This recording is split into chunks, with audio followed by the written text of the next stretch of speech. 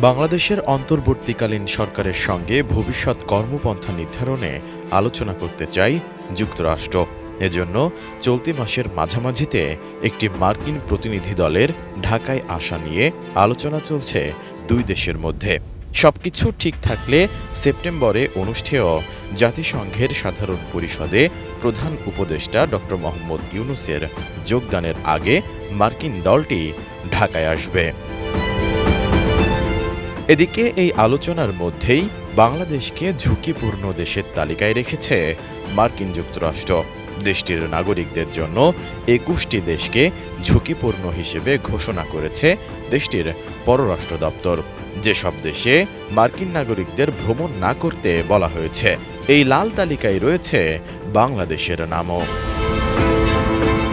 মার্কিন পররাষ্ট্র দপ্তরের ওয়েবসাইট ও এক্স হ্যান্ডেলে প্রকাশ করা এ তালিকায় এ তথ্য পাওয়া গেছে। এতে বাংলাদেশ সহ ২১টি দেশকে লাল তালিকাভুক্ত করে চতুর্থ পর্যায়ের ভ্রমণ সতর্কতা জারির কথা জানানো হয়েছে। সুস্বাদু বাদাম, তিল আর স্বাস্থ্যকর গ্লুকোজ সব মিলিয়ে প্রাণ পিনাট বার। স্মার্ট কিছু খাও। এটি আমেরিকার সর্বোচ্চ পর্যায়ের ভ্রমণ সতর্কতা। মার্কিন নাগরিকদের পরবর্তী নির্দেশ না দেওয়া পর্যন্ত এই দেশগুলো ভ্রমণ না করতে পরামর্শ দেওয়া হয়েছে। বাংলাদেশ ছাড়া তালিকায় থাকা দেশগুলো হচ্ছে Afghanistan, Belarus, Burkina Faso, Myanmar, Central African Republic, Haiti, Iran, Iraq, Lebanon, Libya, Mali, উত্তর কোরিয়া, রাশিয়া, সোমালিয়া, দক্ষিণ Sudan, Sudan, Syria, Ukraine, Venezuela এবং ইয়েমেন। এর আগে গত ৫ আগস্ট ছাত্র জনতার গণ-অভ্যুত্থানে প্রধানমন্ত্রীর পদ থেকে পদত্যাগ করে দেশ ছেড়ে পালিয়ে যান শেখ হাসিনা। পরদিনই মার্কিন দূতাবাসের ওয়েবসাইটে চতুর্থ ধাপের ভ্রমণ সতর্কতা জারি করা হয়।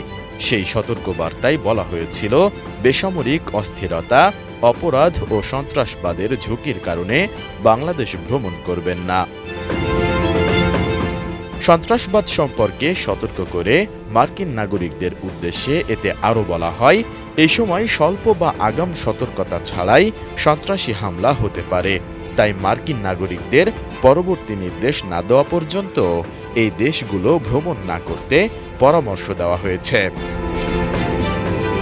সতর্কবার্তায় আরও বলা হয়, দেশগুলোতে বিশেষ করে পর্যটন গন্তব্য, বাস, ট্রেন স্টেশন, বাজার বা শপিং মল, রেস্তোরাঁ, ধর্মীয় স্থান, স্কুল ক্যাম্পাস এবং সরকারি স্থাপনা আক্রমণের লক্ষ্যবস্তু হতে পারে। তাই মার্কিন নাগরিকরা যেন সতর্ক থাকে। S I Raj, ATN news.